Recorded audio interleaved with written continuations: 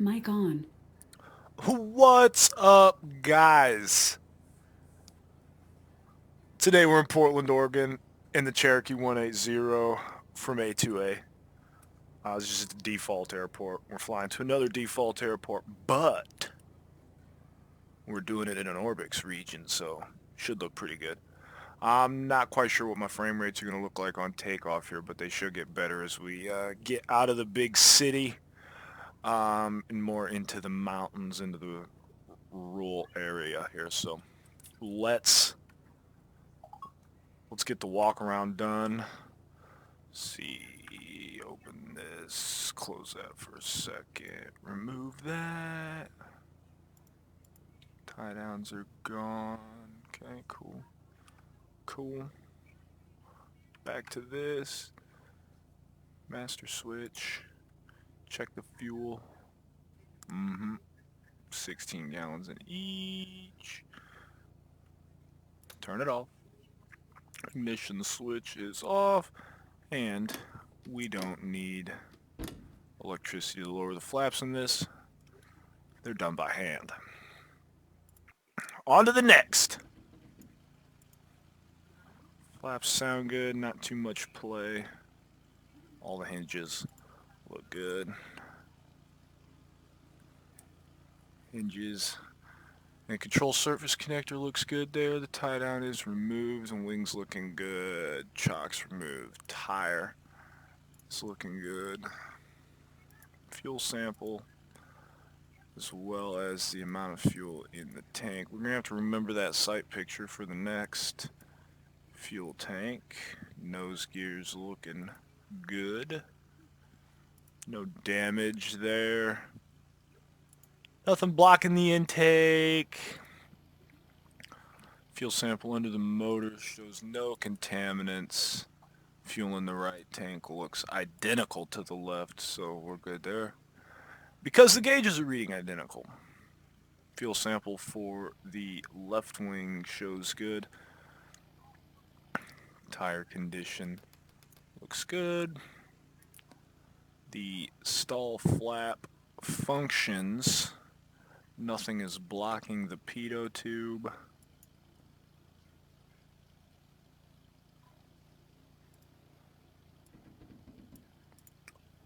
Flaps and hinges there on the left wing. Control surfaces all look good. There's a lot of hinges back here on this stabilator that we got to check, and only one control surface, which is good. It's good. Now, you don't have to check this stuff, but it helps. It really helps. Lock the baggage door. That helps too. Alright, pre-flight's done. Let's release the brake and through the magic of simulation make the airplane roll backwards with no force exerted on the front.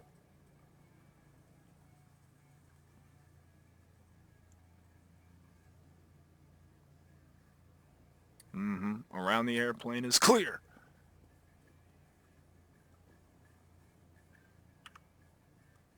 I'm pretty sure I'm under a cloud shadow or something. That's why the ground looks like that, guys. I think we're under some sort of shadow. Set the parking brake. On to this. Probably prime it only a couple times. We don't have the engine warmer, but the weather's fairly decent out, so 64, not too bad. Sweatshirt weather. Weight and balance has been checked. I'll pull it up so you guys can check it too. There's the weight we're working with today.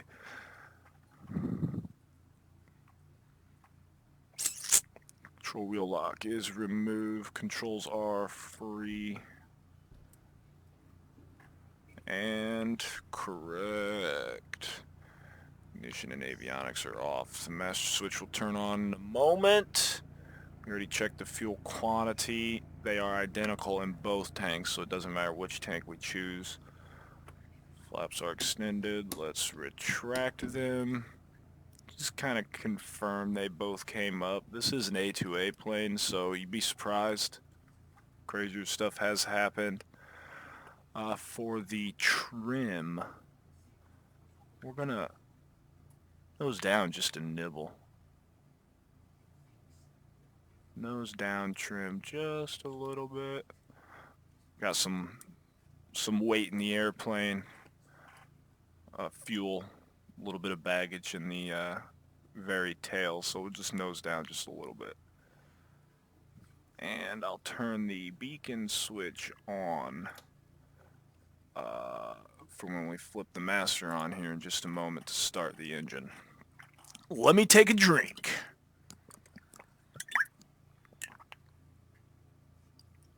Courtesy of my baby, she got me a Yoo-hoo.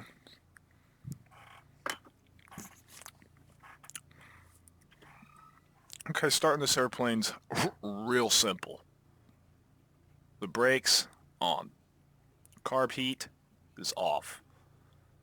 Fuel tank selector is in the fullest tank. The master switch we now turn on. Electric fuel pump, we'll test it. Do you hear that god-awful racket? That means it's working. It's actually a good noise. Shut it off. Primer.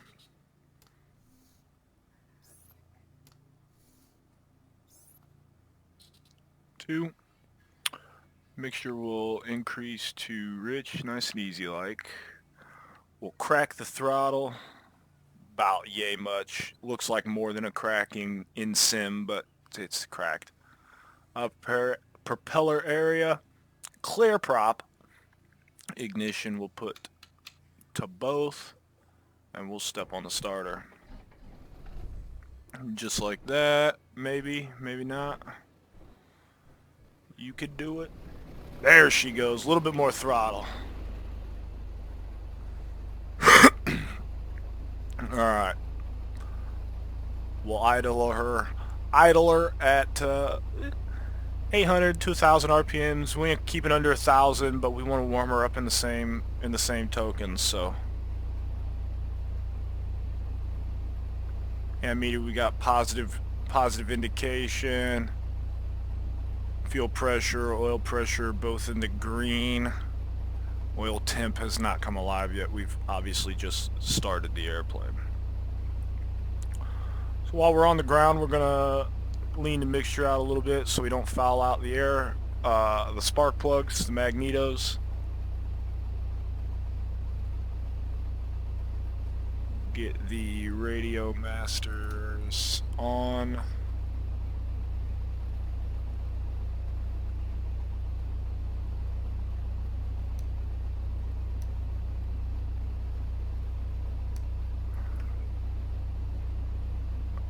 "192.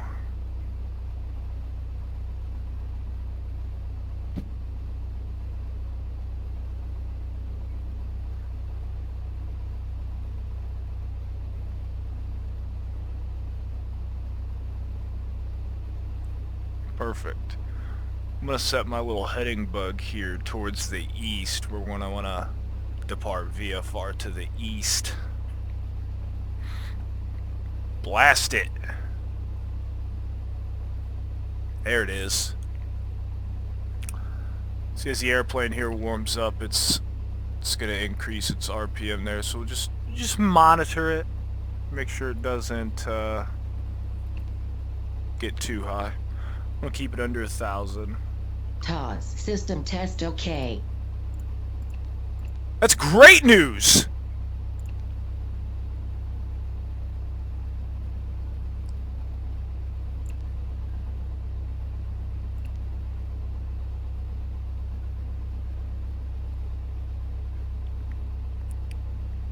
I'm going to follow that river there all the way to the airport. So that river there is going to be our quote-unquote highway to take us. I'm going to graphically edit the flight plan here to give us just a couple waypoints. So we'll hit that airport.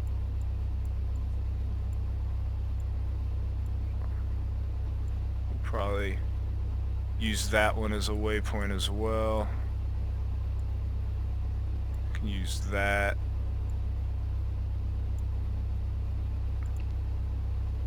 That.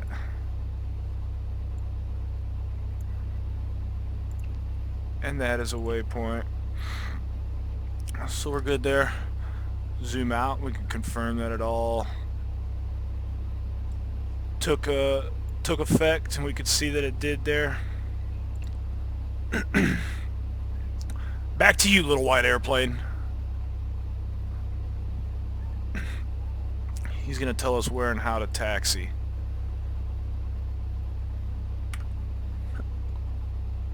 Adis, how you doing?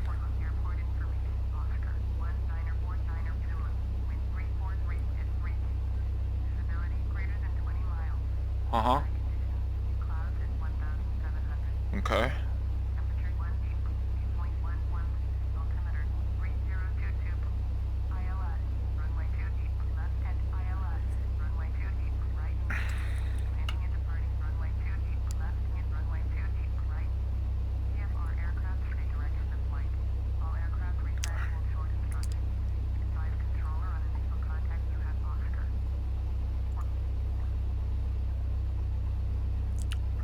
I want to depart east.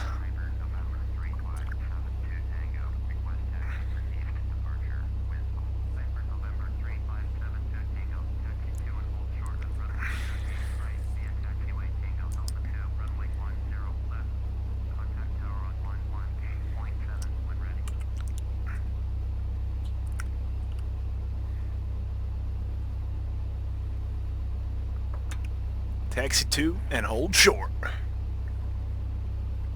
Tango Alpha 2, runway 10 left. Alright.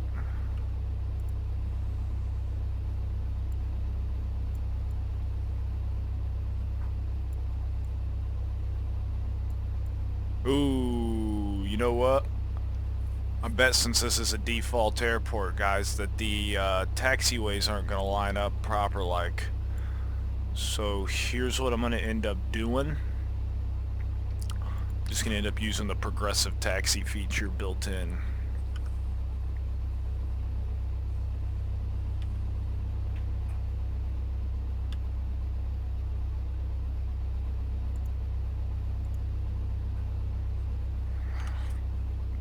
Alright, let's get it.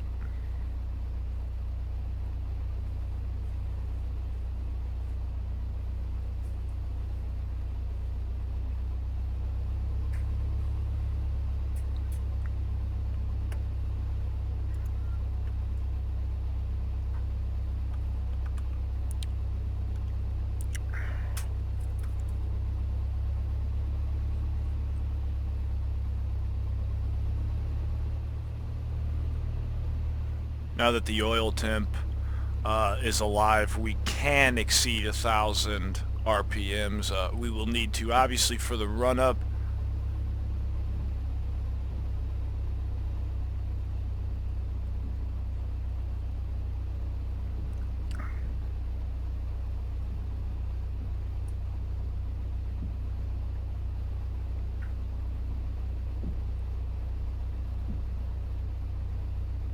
I don't even have any taxiway signs for that taxiway.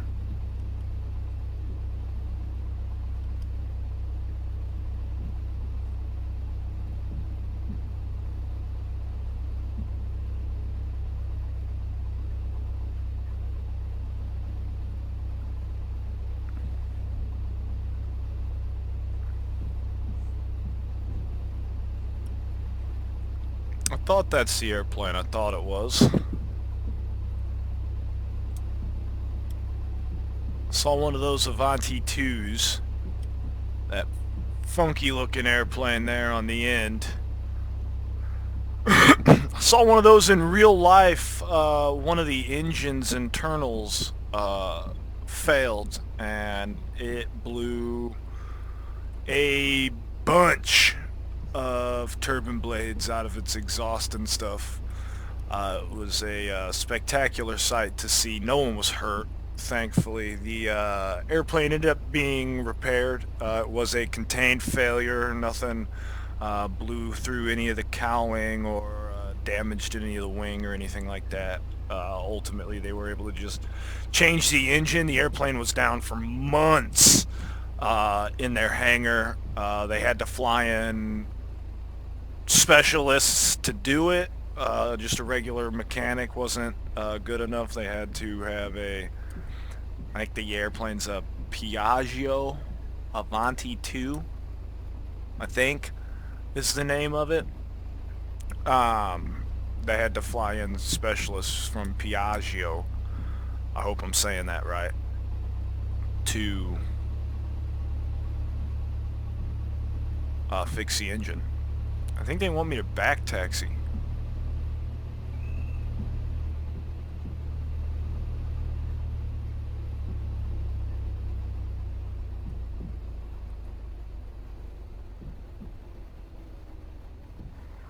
But we're just going to request takeoff from right here after we've done our run-up. So let's get the mixture full rich there. We'll bring up our checklist, 2,000 RPMs, and then we'll do the mag check.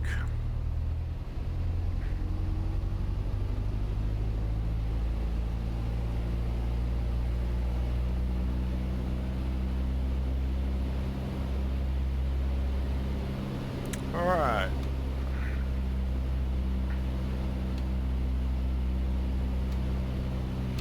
No difference between the two. Carb heat, we're going to observe the RPM drop there. That's good. Check the engine instruments. All is in the green. Fuel tanks are reading good, and we have positive indication on the ammeter. All is looking well there. We're going to throttle down. We'll check the idle real quick. And while we're checking the idle, we're going to get clearance. All is well there.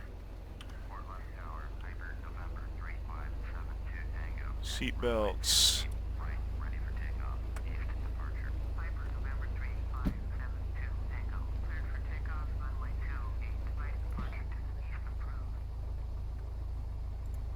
Doors. Flight controls. Alright. Taking off 28 right.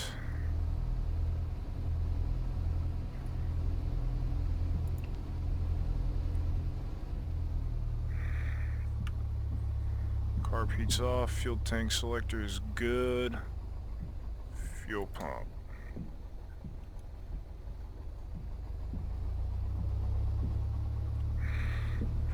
Turn the fuel pump off shortly after takeoff here.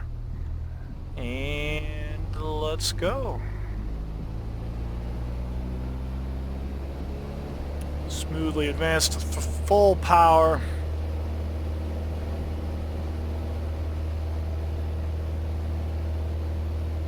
As that nose wheel comes off, we'll add a little bit more right rudder. Kind of just keep that nose tracking down the runway there. Step on your ball. I got a little bit too much right rudder, so I'm just relieving some of that pressure. Putting a little bit more nose down trim.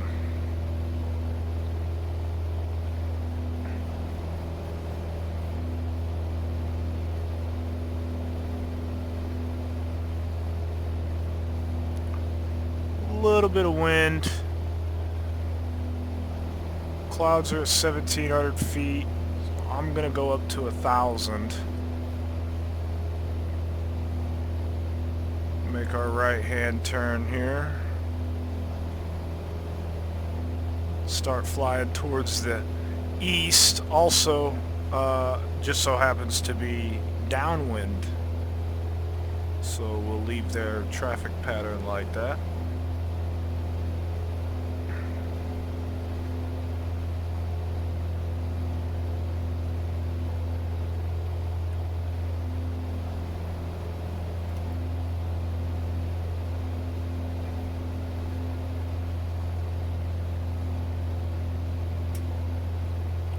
pretty much follow this waterway all the way.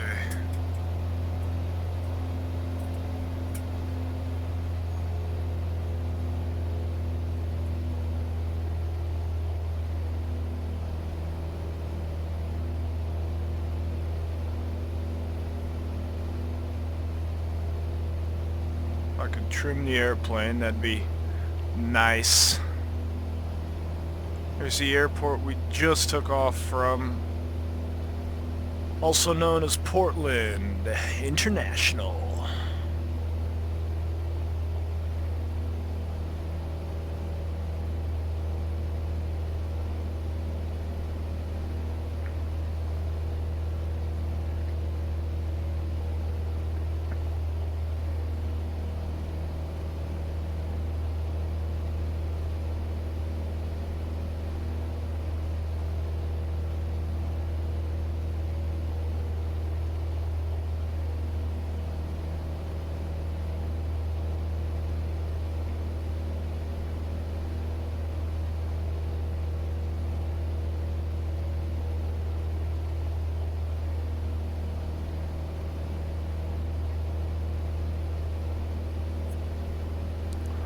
Traffic off to our right, so it's a cool feature with this GPS. It's this right here. I'm gonna watch traffic in our immediate vicinity here.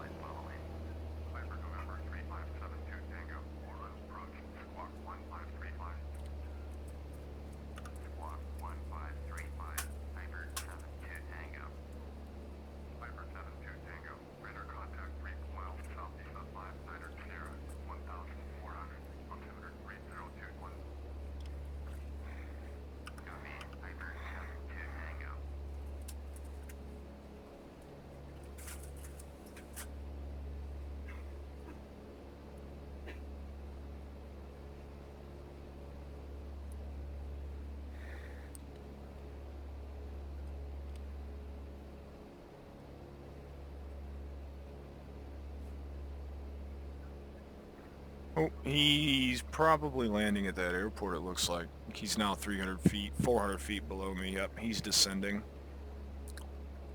He's going for that airport right there.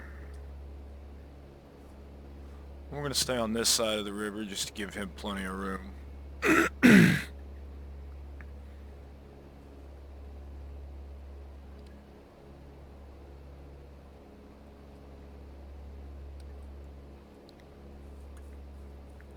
We will watch him land, though, because I feel like that's what a pilot would do in this situation.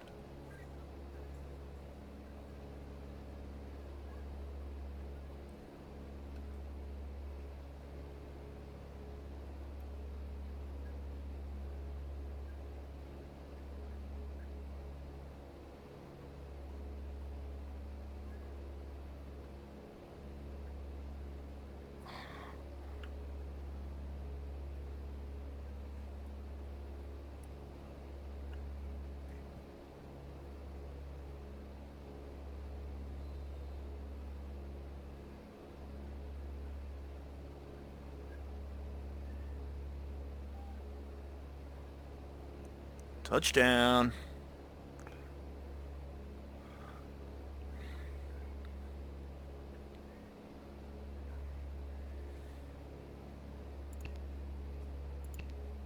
Go back to map view here.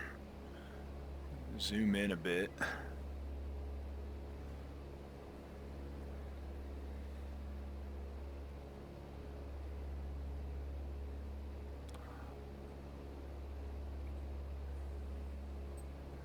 Once we clear this airspace here, we'll climb a little higher, not much.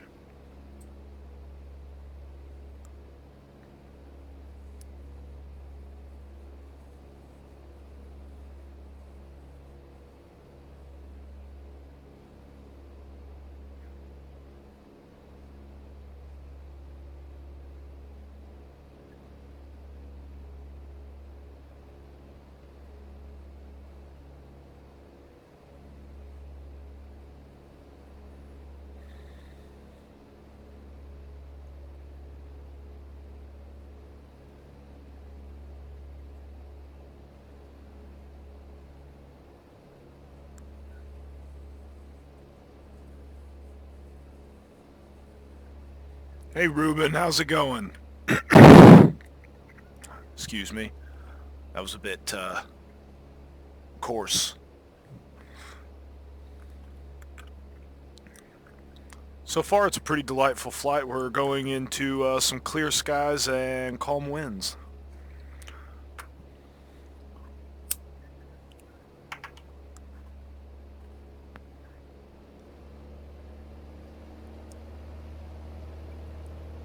At least that was when I briefed myself. The weather is subject to change, as you know. We're going to climb just a little bit higher here. Maybe see a little bit more, but I want to stay away from those clouds. That's for certain.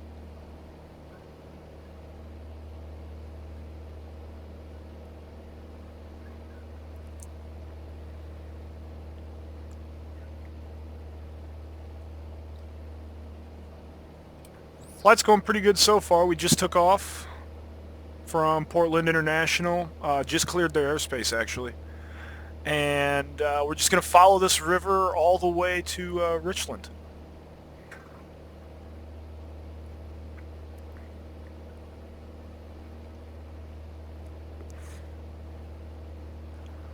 Got a little bit of wind in this area. The most I saw in the vicinity was 10 knots. We should be flying into clearer skies, and 3-knot variable winds to no wind at all on the surface. So it should make for a pretty decent flight up this river here.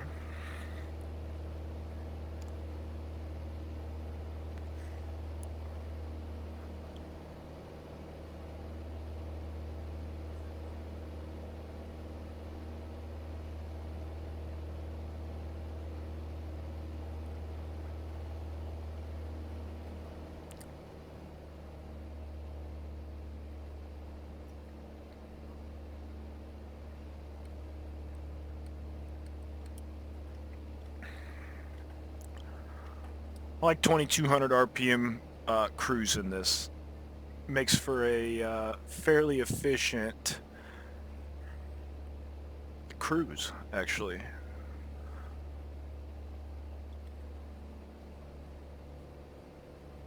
I've been hand flying this airplane this whole time.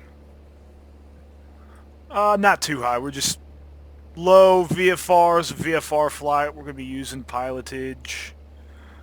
Stay right around 2,000 feet. It'll be lovely.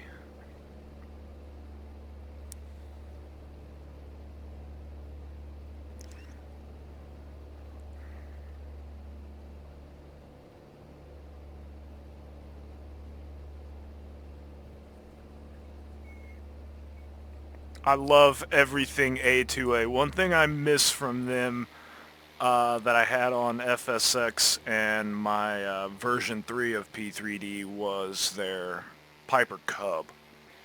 I miss having that slow, super low flying aircraft, tail dragger. It was super easy to fly, super fun to fly with the level of simulation A2A puts in their aircraft. It was just amazing, and I miss it so much.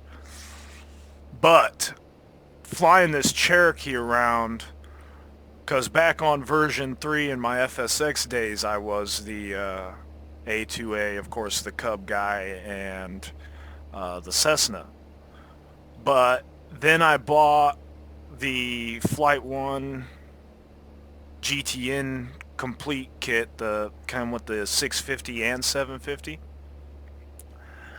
And I realized that the Cherokee and the Comanche that I have from A2A can fit this GPS, and I started flying this Cherokee a lot more than I do the 182 and the 172. It's really a fun airplane to fly. It's simple. One thing you do have to watch is your fuel gauges as you fly this airplane. But one thing that helps is this little dial right here. We could trim this to the right just a little bit. If you notice, I'm having to correct it a little bit. We're heavier on the left side now, so she's starting to lean a little bit on me.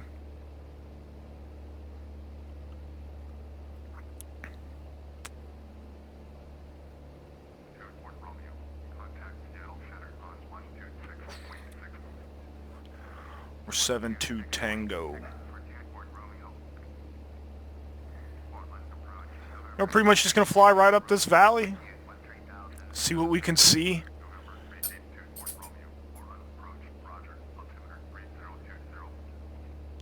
Traffic up there, 13,000.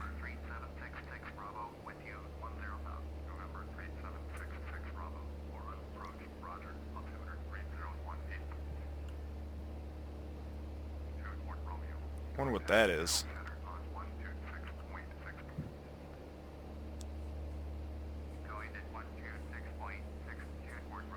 The low wing thing is wearing on me. I've been eyeballing Coronado's Cirrus, G1000 Cirrus, because I also have Coronado's synthetic vision for their G1000 line.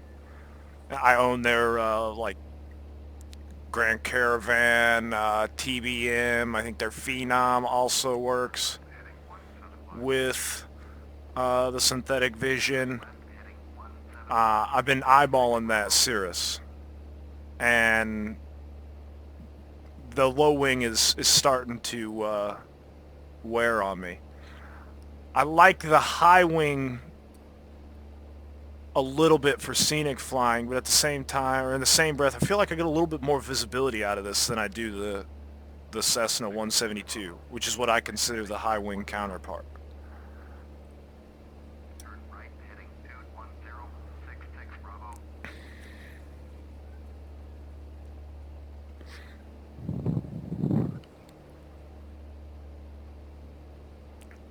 Make more sense for us to fly towards the left of this to see it, because there's a mountain on the right. So I'm going to turn slightly to hopefully see what in the world is on the ground over here spraying all this. Probably a geyser. Geyser. A geezer's an old person. Oh man.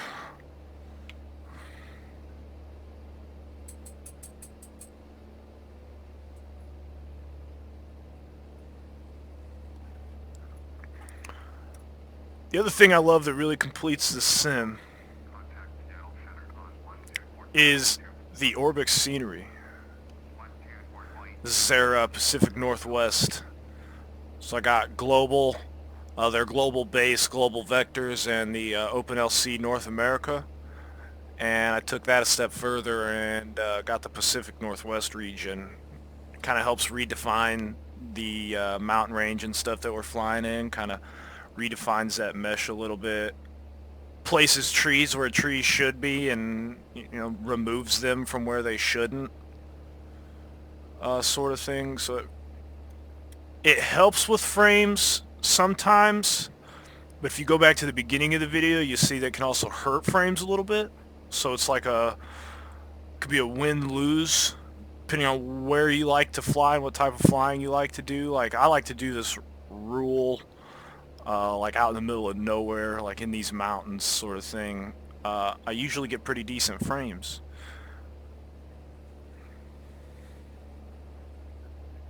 It depends. In some maneuvers, high wing is kind of annoying. Ruben, can you expand on that? Can you give me an example?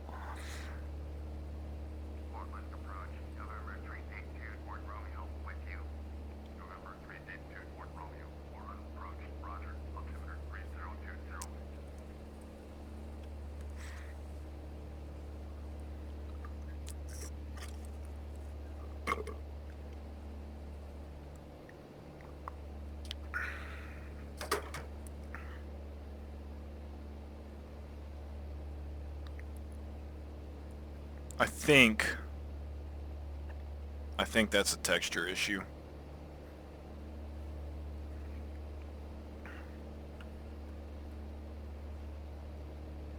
I'm certain that's a texture issue, to be honest. Looks like a little dam there.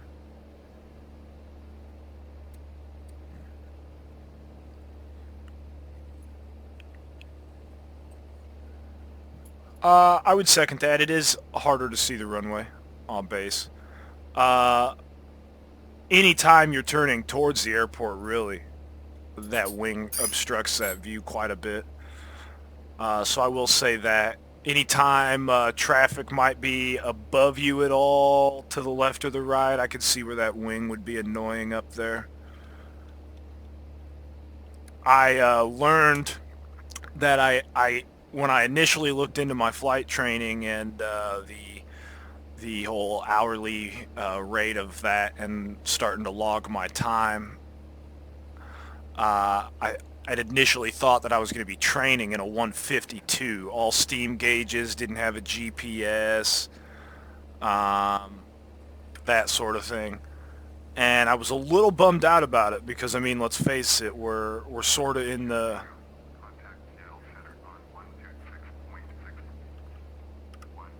126.6.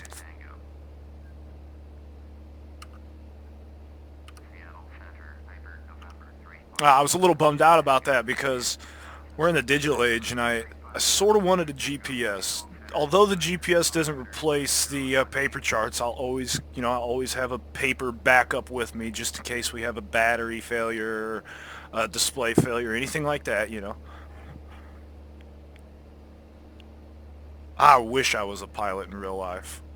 I'm super worried about my medical, not necessarily worried about it, just something that's nerve-wracking. But I talked to Almond Aviation. They said to get my flight medical and take my written before logging time for some reason. They just told me to get that done. He said he'd hate to take, he said he'd hate for me to spend a few thousand and something ended up happening where I ended up failing my medical or fail that test. So I'm fairly confident in King Schools with the written, but he's got me a little nervous on the medical exam.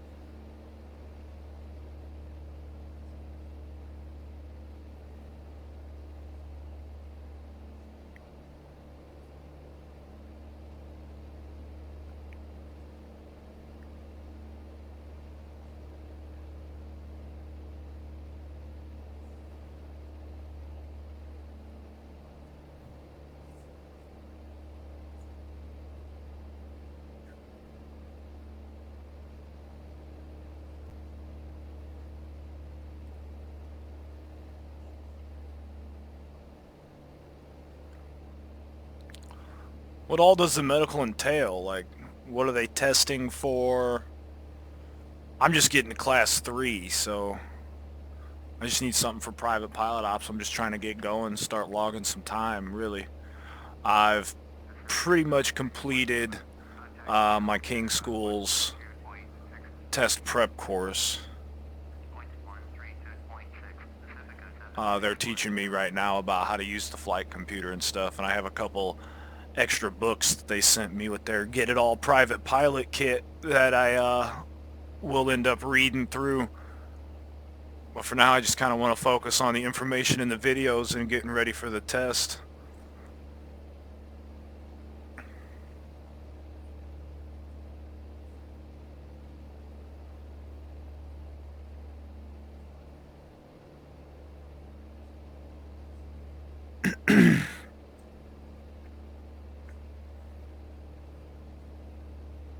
Terrain ahead. Terrain ahead.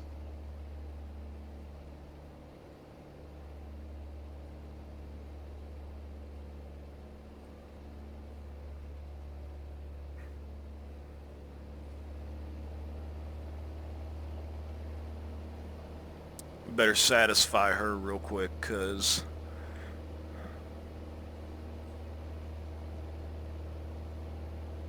Class 3 is not hard to pass, Terrain don't ahead. worry. Terrain ahead. Okay. Taz. Chill. I can see it. Man.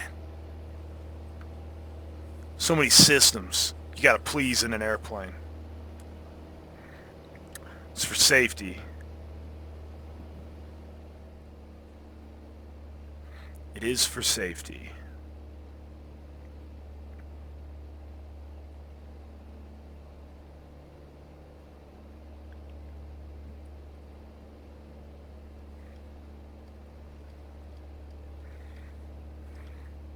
Terrain ahead. Okay. Terrain ahead.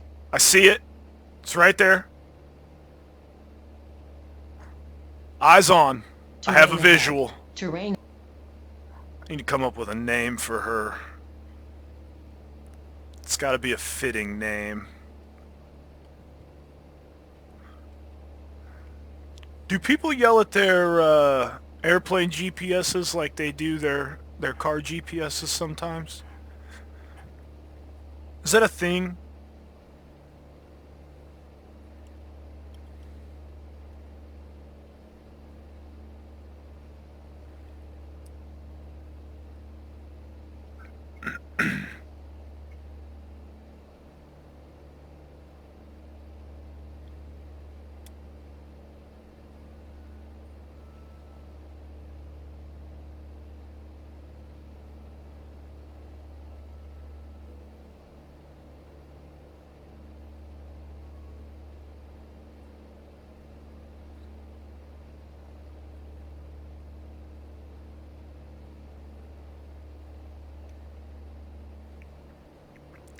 I was told that the FAA is slowly getting rid of VOR navigation, though.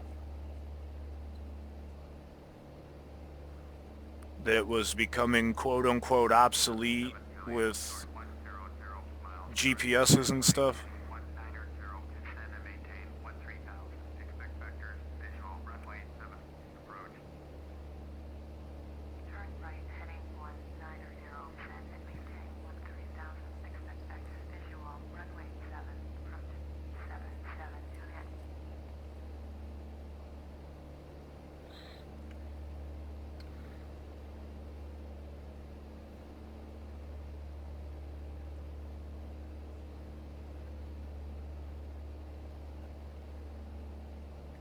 Ah.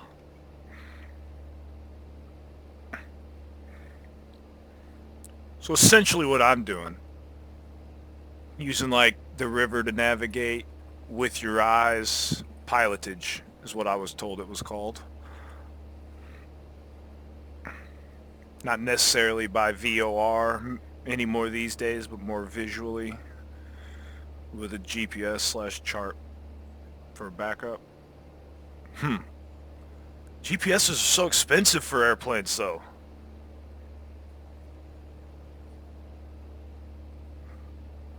My word. I haven't priced the GTN series. Yeah, I have I watch Flight Chops a lot on YouTube. He's like an inspiration of mine, I guess you could say. Same with Steve-O One Canevo. I like both of their channels. Both role models.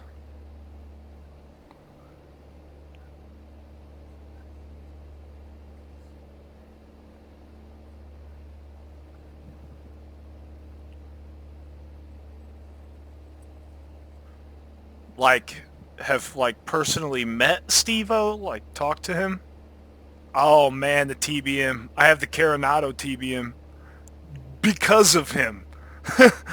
I love that plane.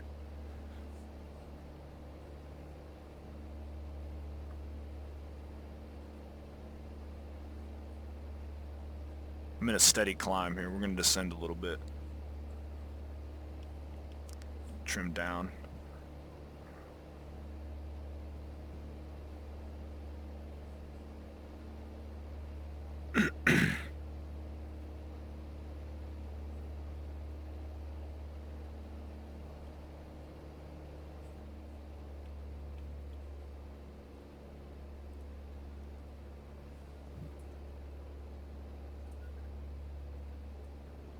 Ah, from YouTube, gotcha.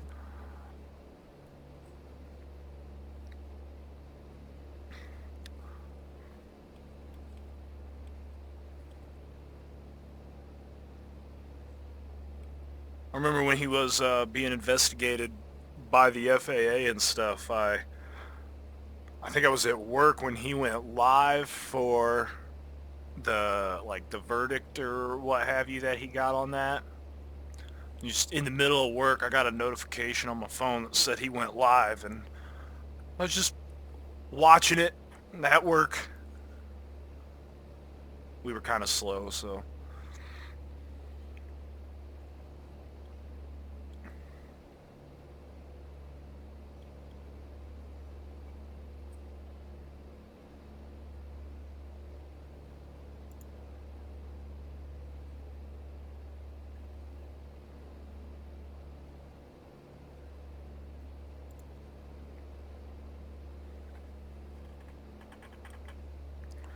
Trim this airplane a little bit more to the right. Good Lord. I did switch it to the left tank, if you didn't notice already. We're about a quarter of a tank weight difference, so we're going to switch them.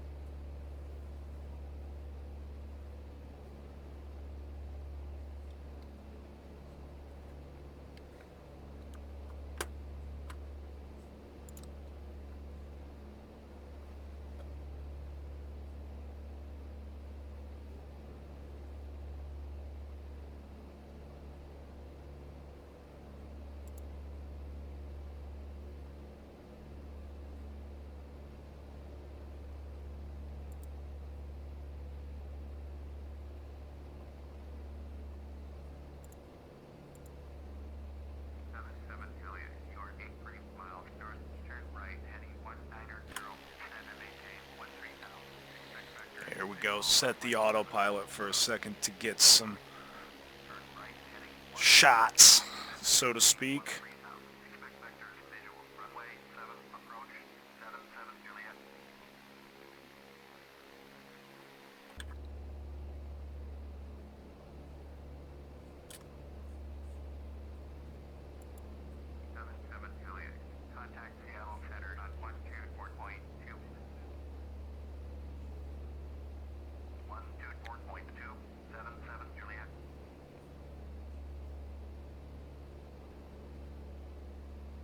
Okay.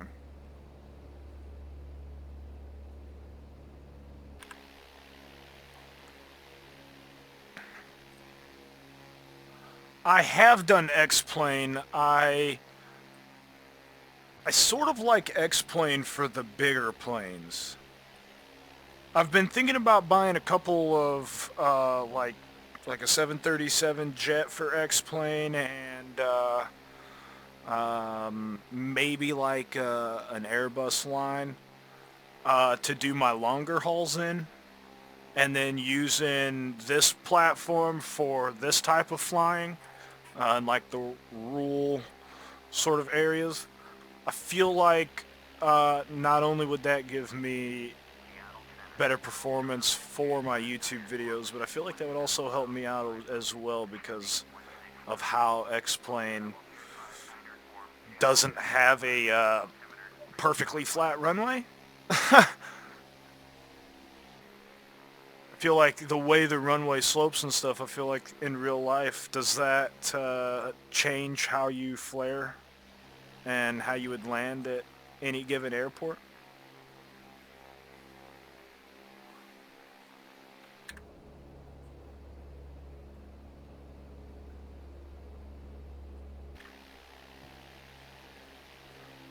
I do own X-Plane 11 though. I have tried it, just not for any significant amount of time. Usually what I'll end up doing is just turning my graphics down on this when I get into a jet that I already own, because I already own them for this, so I just haven't really been able to justify the purchase of an airliner.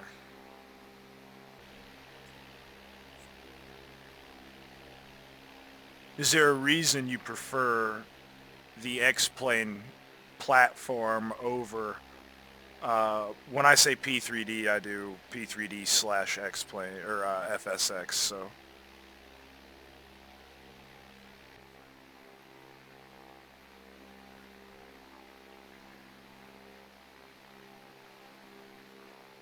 So you're the exact opposite as me. You like this platform for the airliners, but X-Plane for your slower flights. What type of peripherals are you using? What type of like joystick? Are you using rudder pedals, or is it a yoke?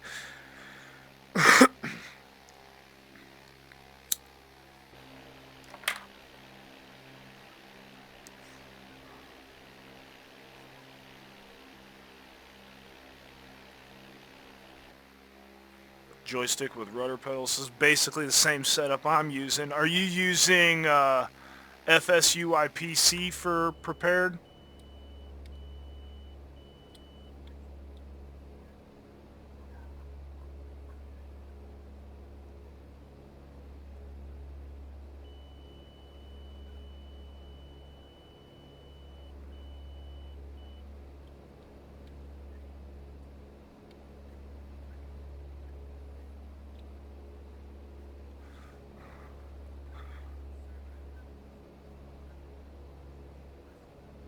I believe that's the version I'm using. I mean, I'm using FSUIPC as well, otherwise my $35 joystick just wouldn't cut it for controllability, but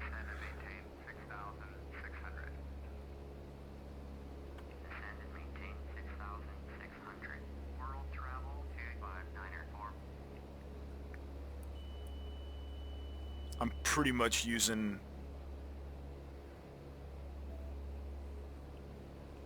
Yeah, it's a simple autopilot. It was a learning curve for me. I had to learn how to use it because I'm used to, the radio stack autopilot where I set my altitude and it holds that and yada yada, but you pretty much gotta fly to the altitude you want, put the airplane there, and then set the autopilot. It's weird. Yeah, the trim alert is quite annoying. Usually only does it to me when I'm in a turn. And even then it'll be over in a minute, just torture yourself. I usually trim it up, and then when it comes out of the turn, I'll trim it down a little bit.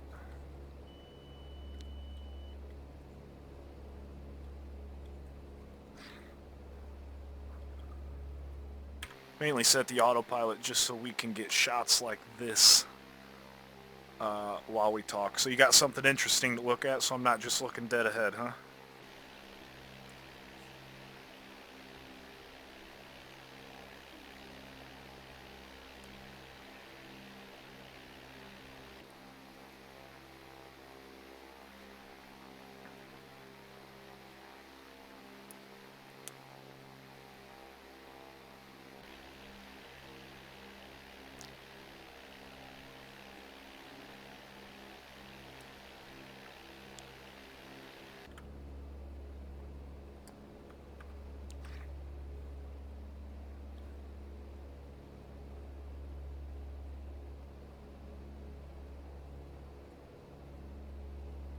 Trim that back just a little bit.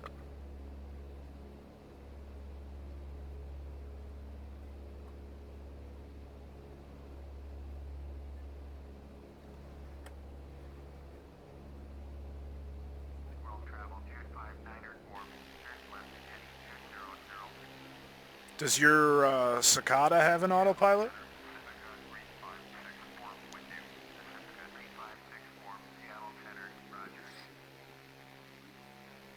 And if so, how often do you use it?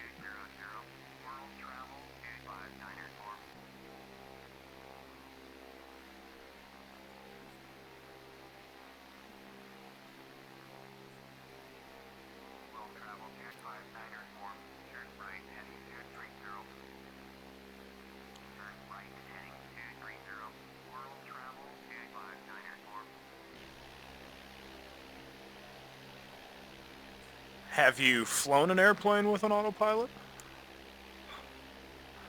Ever?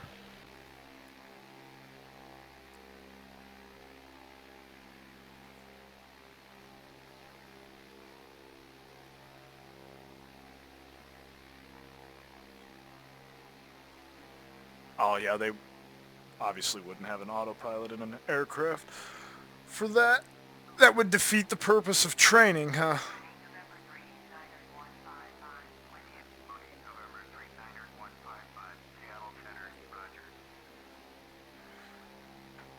I'm kind of conflicted because I don't know if I want fixed wing or rotary wing.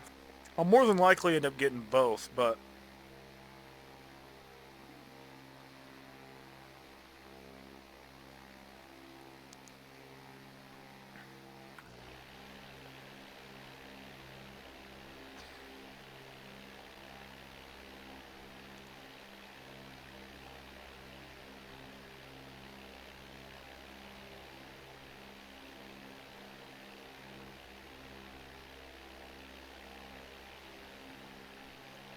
the places you can land a helicopter up in the mountains, way beyond where any off-road vehicle can get. Oh, it's very different. I've ridden in a helicopter. I don't know if I could ride in one for long durations.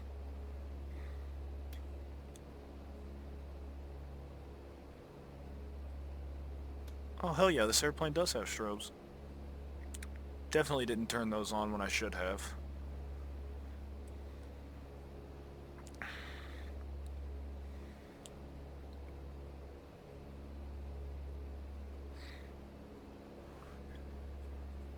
I feel like the blades would just disintegrate. I see what you're saying.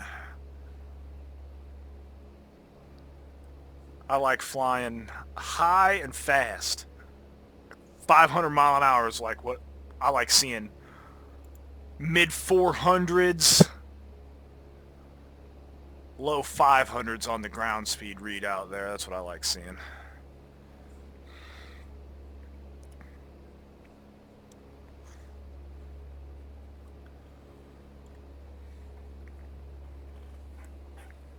For distance flying, that is. I do like this flying though. I feel like in real life this is where it'd be.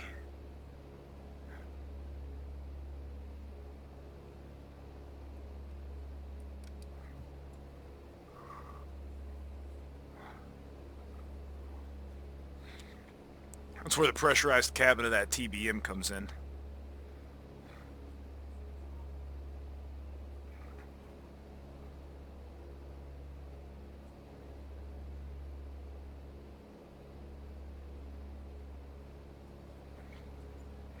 Mic off.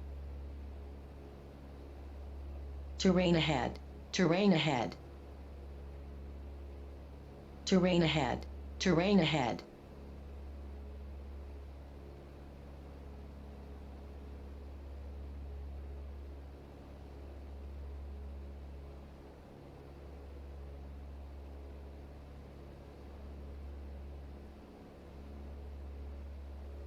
Obstacle ahead. Obstacle ahead. Obstacle ahead. Obstacle ahead. Obstacle ahead. Pull up. Obstacle ahead. Pull up. Obstacle ahead. Pull up. Obstacle ahead.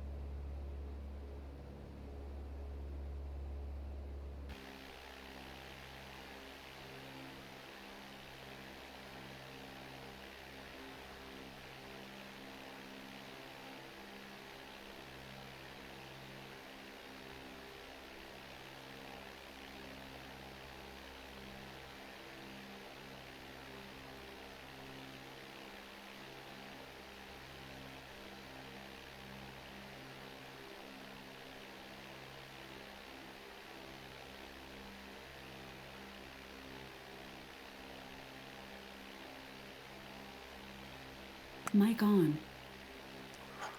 It's definitely good having you as company there, Ruben. You bouncing out?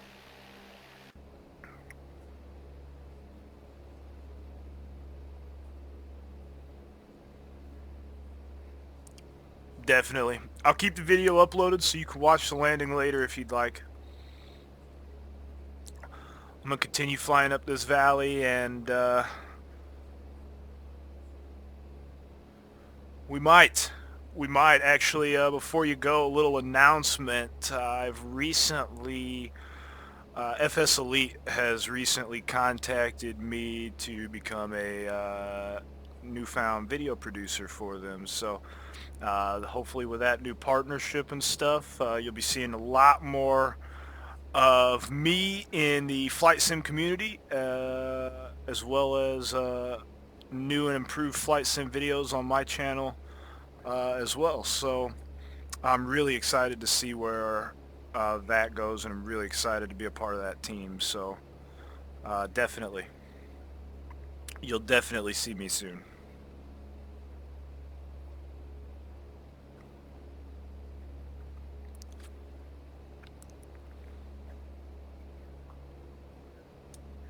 I'd love to fly with you, Ruben. Maybe we can figure out the multiplayer and actually fly multiplayer. I haven't been able to figure that out with any of my friends or anything, so...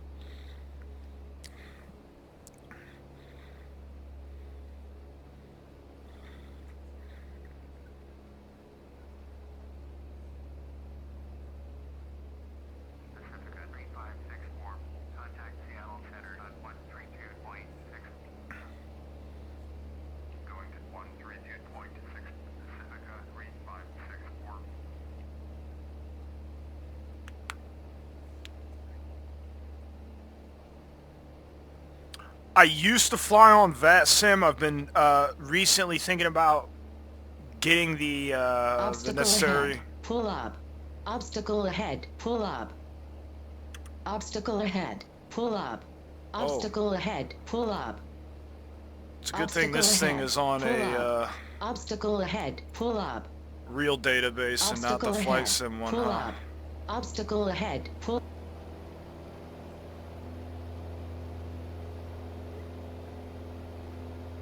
Anyway, I used to fly on VATSIM way back in the day, but that is something I've been constantly thinking about recently, is getting back into the VATSIM. I'd need to re-download the necessary software and stuff to be able to connect.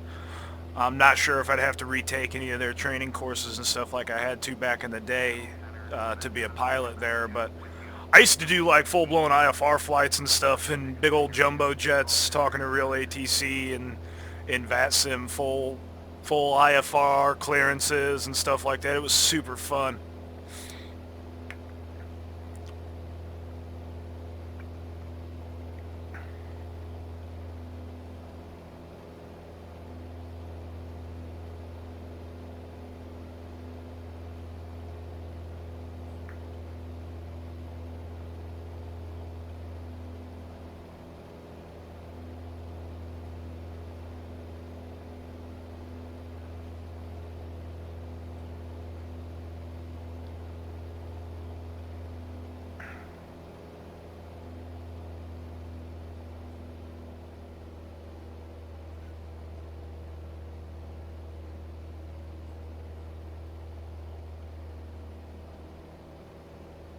We'll see you around, Ruben. Thanks for watching.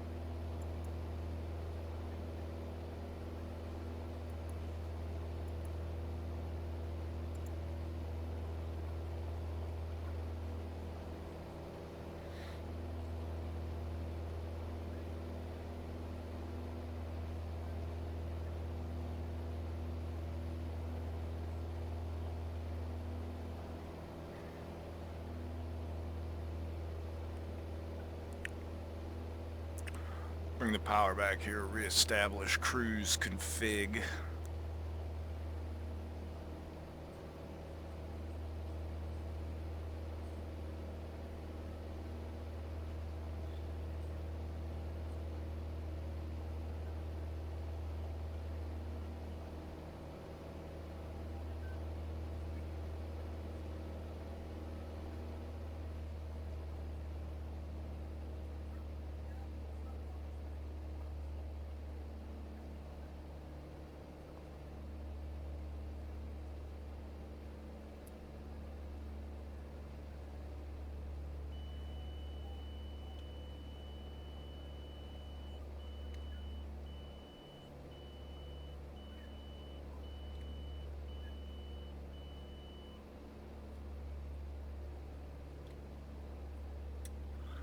She wanted some up trim. You better give it to her. She wants some more. Good Lord, she's so needy. Such a needy machine. How your gauge is looking though? Looking good? The hell do you need now?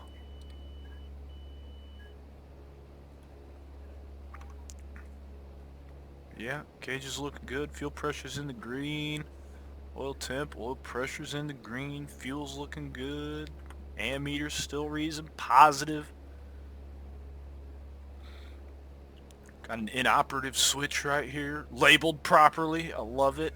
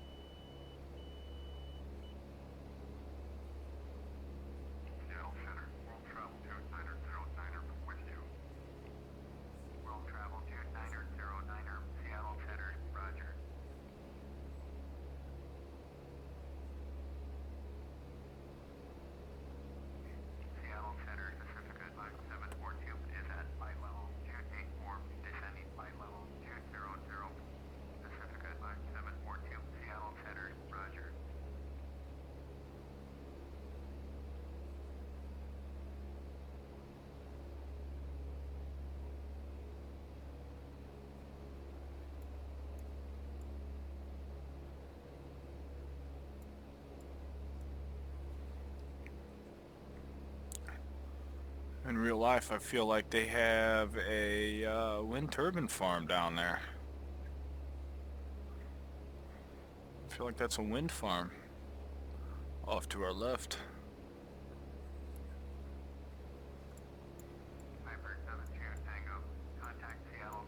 We would be able to use those as we were flying in real life.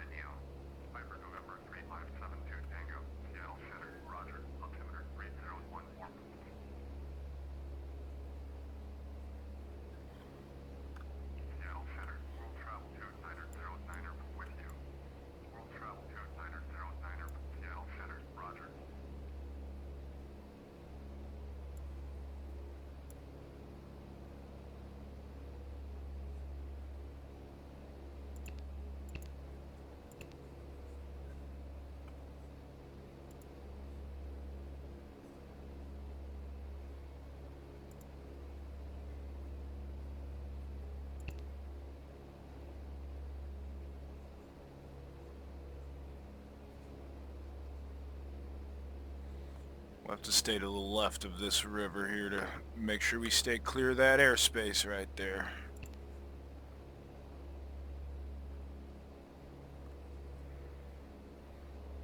So let's go ahead and make that necessary adjustment now just to stay well clear.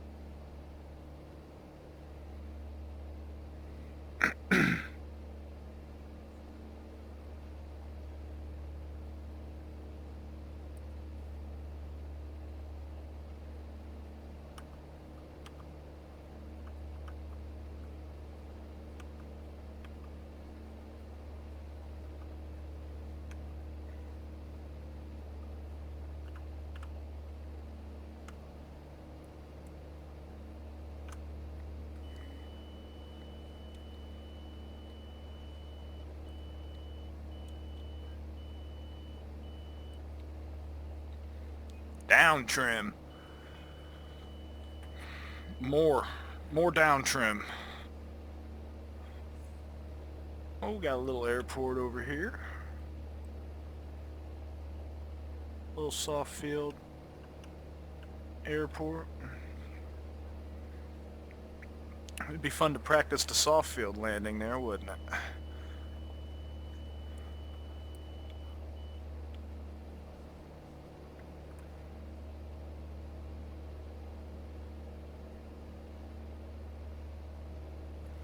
I stay to the left of this river here.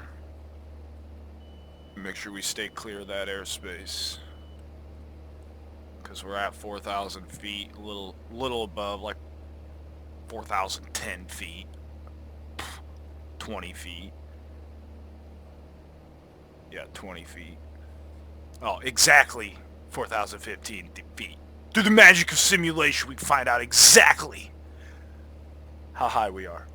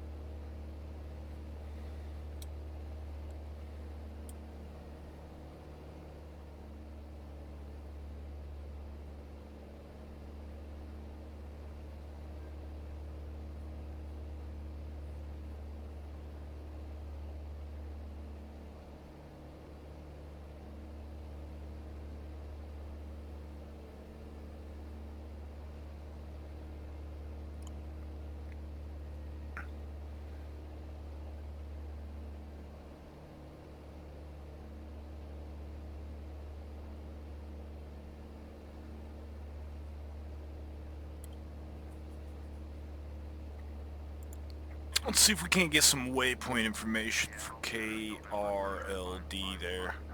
We may have to get it for KPSC. We'll see here.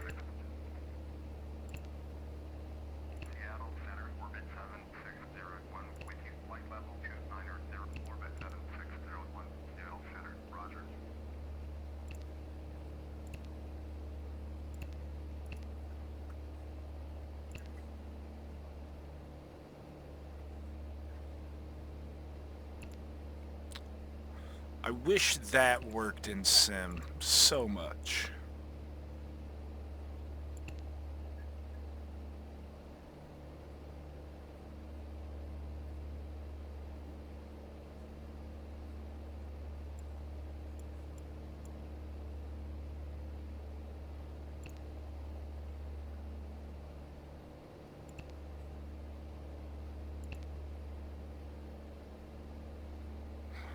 One 132.67.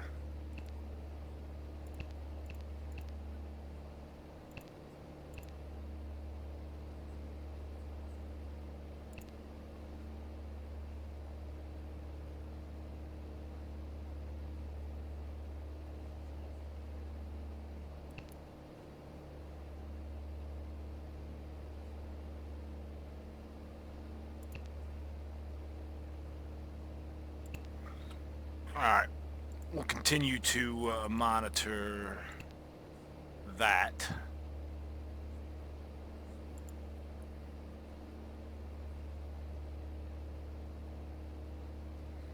And we are well clear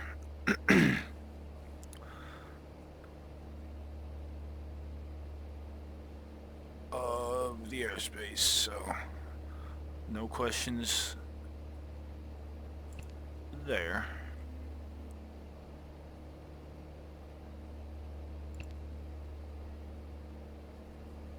No traffic within a 48-mile radius that have that equipment. Doesn't mean there is no traffic near us at all.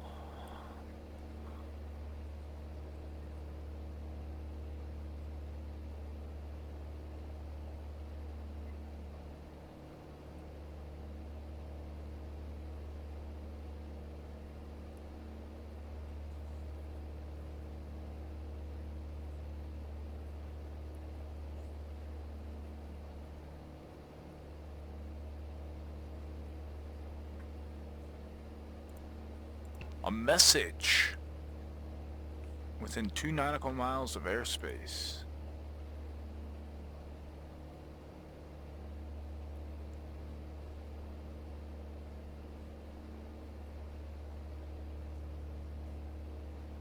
Airspace is right over there.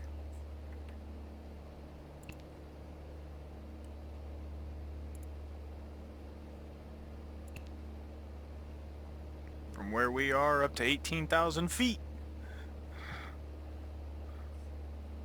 Military airspace. Echo Juliet Echo. Contact Seattle Center on 126.6. 126.6. Good morning, Echo Juliet Echo.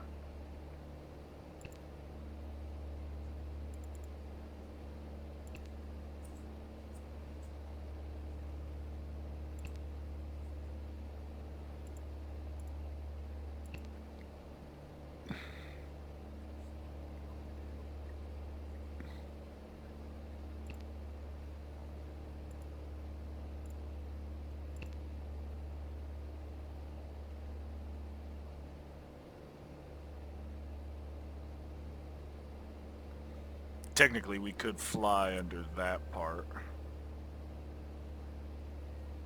And the purple bit we could fly under, but this blue we could not.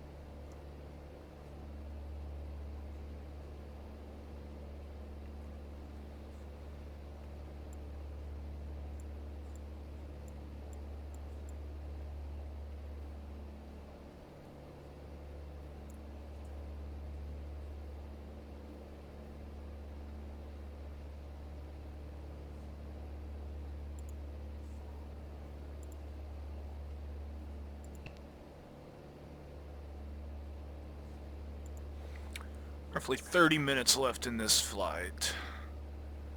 35 minutes.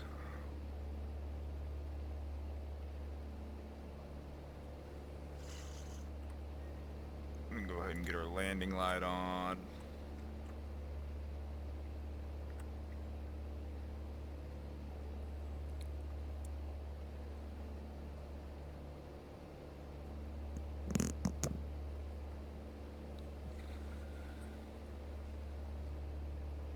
Mic off.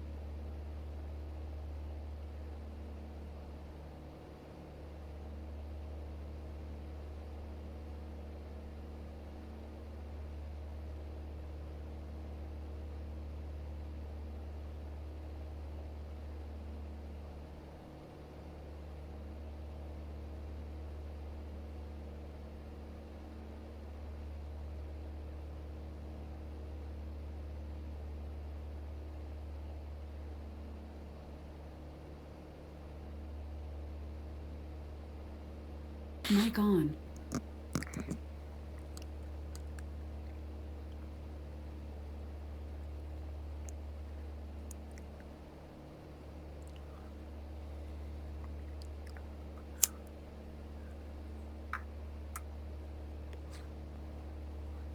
Alright. So what I think we're going to do here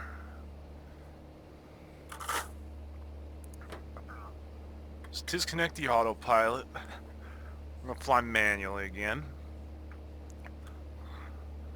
Shouldn't have to step away any longer. I should be back for the remainder of the flight.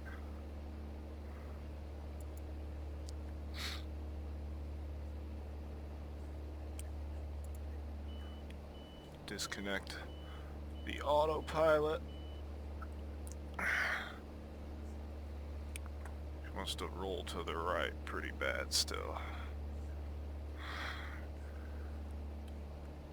We're in smooth air, so we're going to descend, but we're not going to adjust the power. So what we need to be careful is, there's a couple things we got to be careful with. One, overspeeding the propeller. We don't want to do that.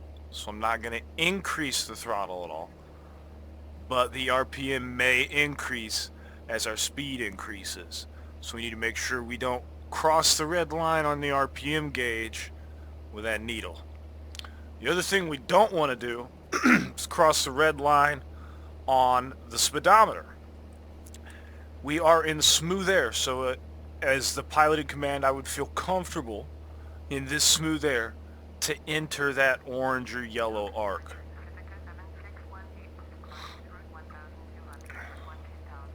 Pacifica 7618, Chinook departure, roger.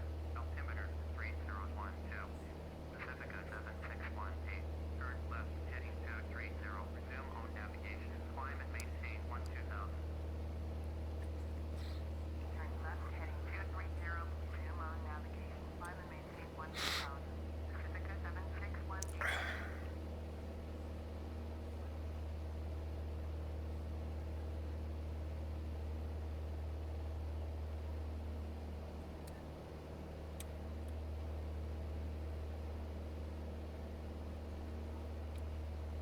I'm going to use trim to help keep me pointed where I want to go, as well as control surface inputs as best I can. I'm using a cheap joystick, so I'm trying to make this as smooth as possible here. In real life, it's a lot easier to put the pressure that you're looking for on the control surface. We'll manage. I am using FSU IPC, as I mentioned earlier, to aid in this. Alright, I'm approaching 2,500 feet, so I'm going to start to bring the nose up.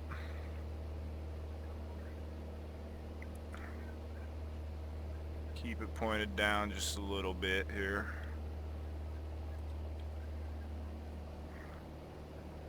Use the trim to guide me.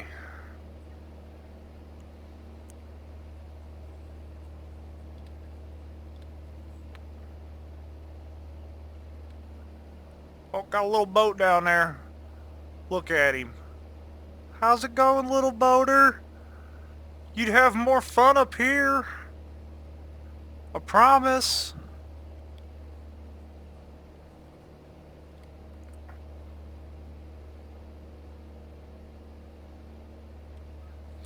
Trim, trim, trim. I want to try to hold 2,500 the best I can. Which means I gotta keep an eye on that gauge. So as I scan out here, I'm gonna be scanning right back to that gauge. Gotta climb a little bit. Look to the left. Pull some exorcism. Look all the way around! Look back at the gauge. I gotta climb some more. I need nose up trim. That's what that's telling me.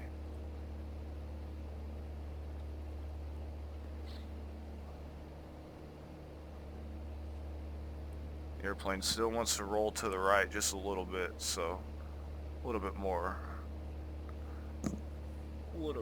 trim there.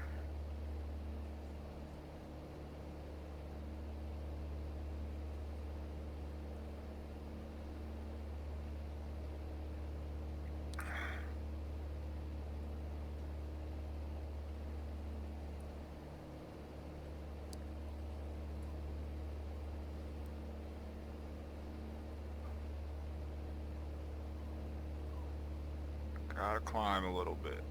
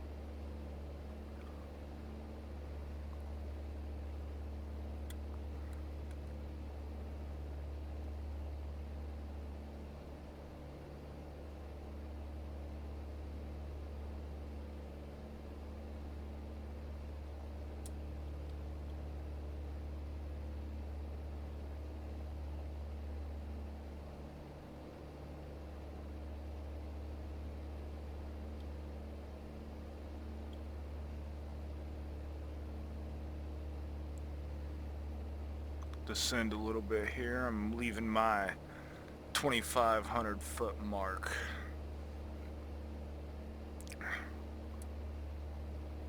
Looks like we can see where this curves around, so let's go ahead and make that turn.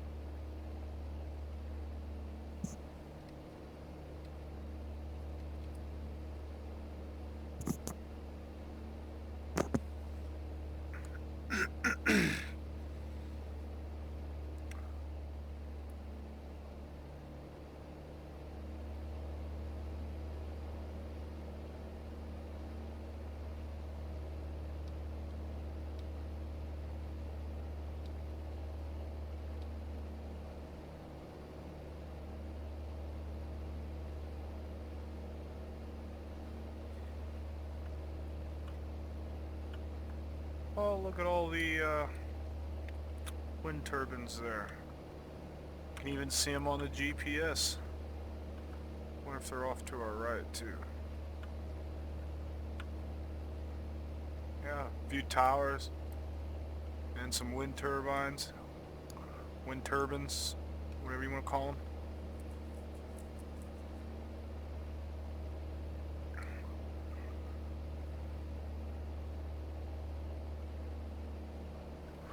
We should be able to pick up ATIS here now.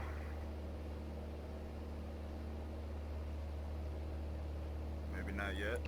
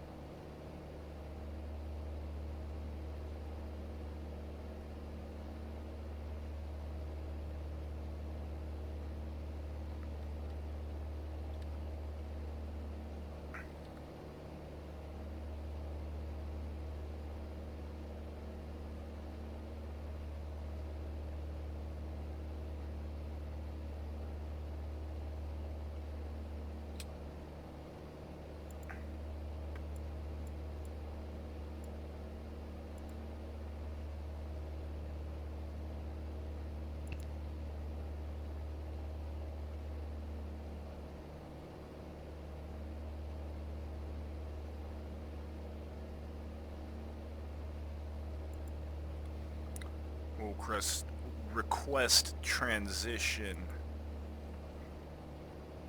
through that Class D airspace there.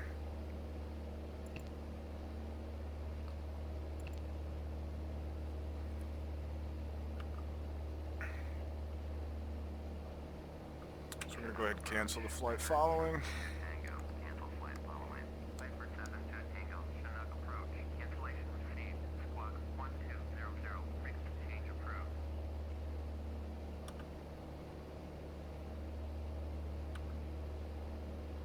Tri-Cities, airport information, Echo 21260.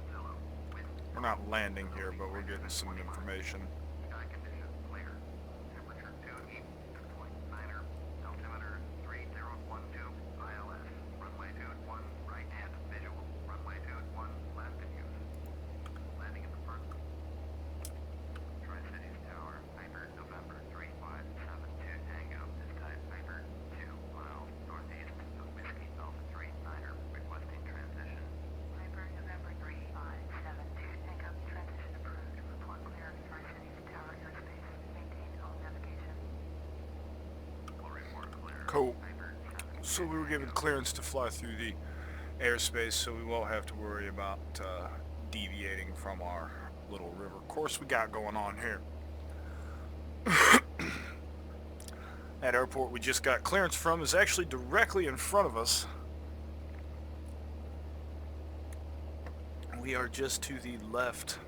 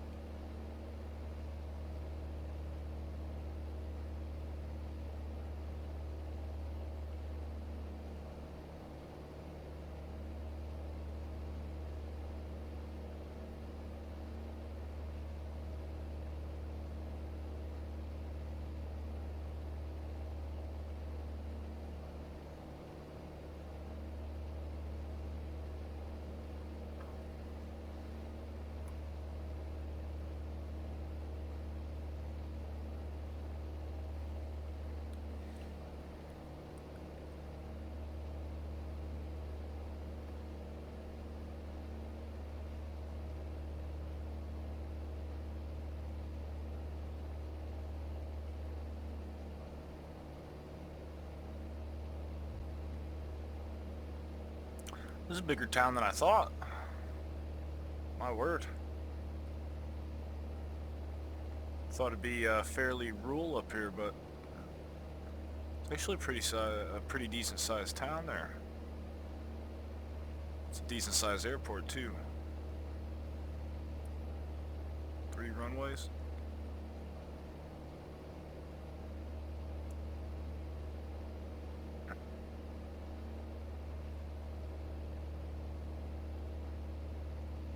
There's a track down there that a road runs through, or some train tracks. That's interesting. Don't think you see that in real life. But hey.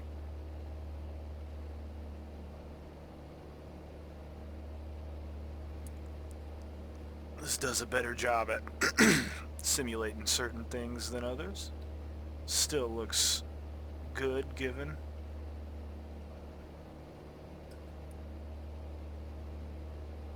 Maybe that track's closed and they rebuilt it over here. We could close this now. Who knows? Maybe that is like it is. Airport off to our left here as well.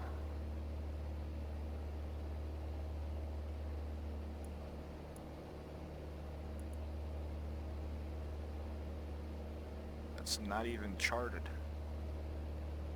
Intriguing.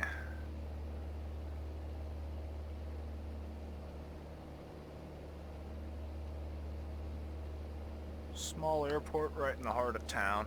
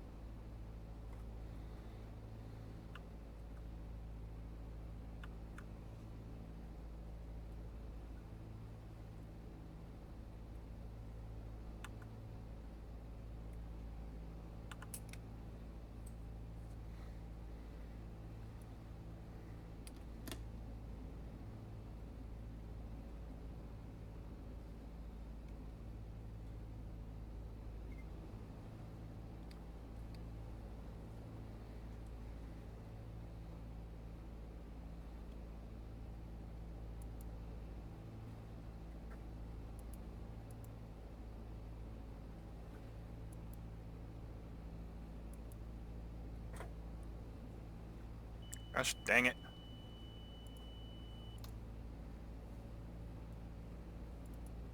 Rid of the yoke. 500.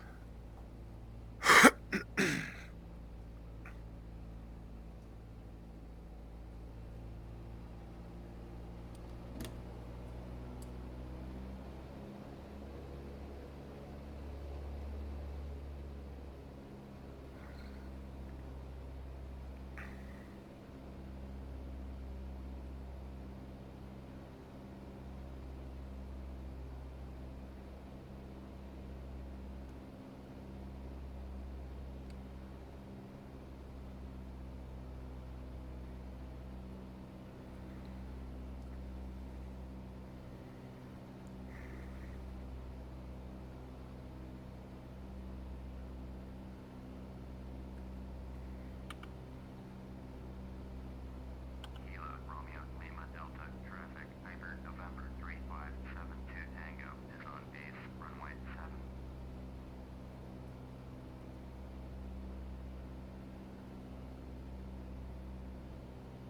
Kilo Romeo Lima Delta traffic. Piper November 3572 Tango is on final runway 7 to land. High final, that is.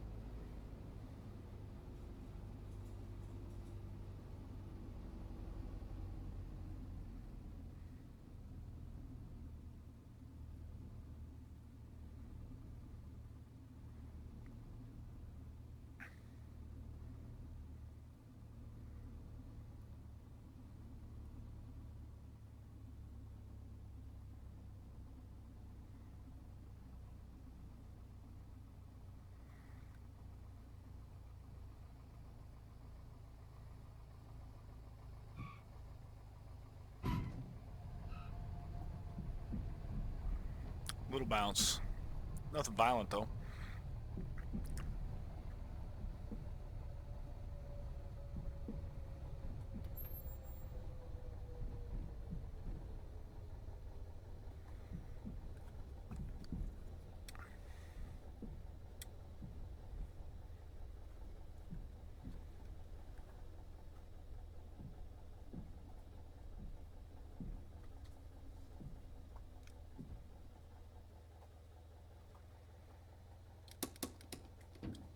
Okay.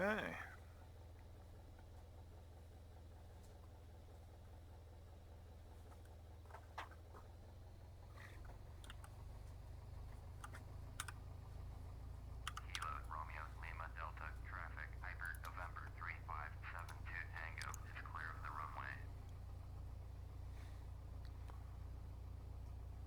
Taxi in and find some parking. Little disappointed on the landing, but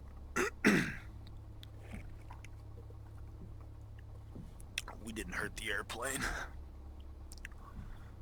It was a gentle bounce.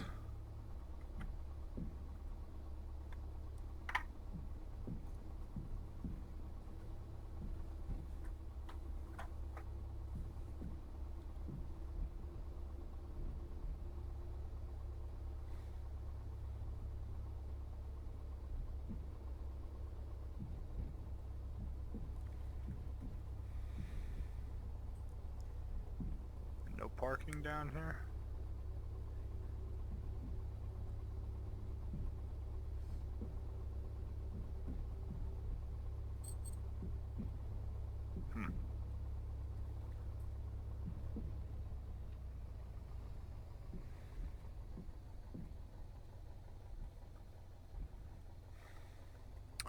We will back taxi then. With this being a default airport in the middle of nowhere, it's kind of worrisome.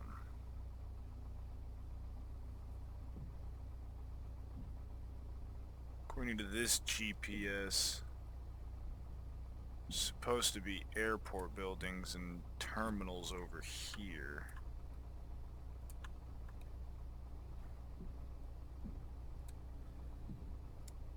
See, the problem is that just looks like another taxiway. Here's what we'll do. We'll make our own parking, because that looks like a hangar building. look to me.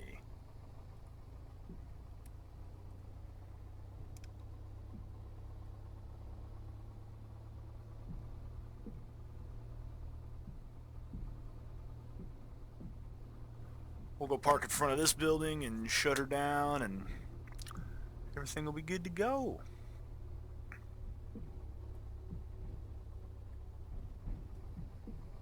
Don't want to get too close to it with how P3D's crashes go.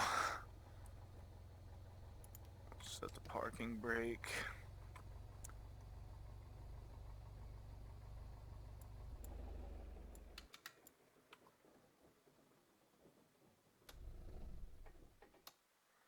Rotating beacon off. Shut those down. Shut that down. Turn that off. Turn the fuel off. And we are safe to open the door.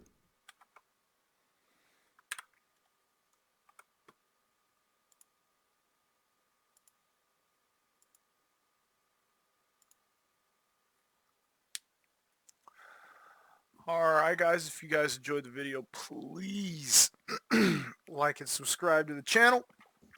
That support helps me out the most. Thumbs up, comment if you'd like, tell me what you like, what you didn't like even. As always, thanks for watching, and we will see you next time.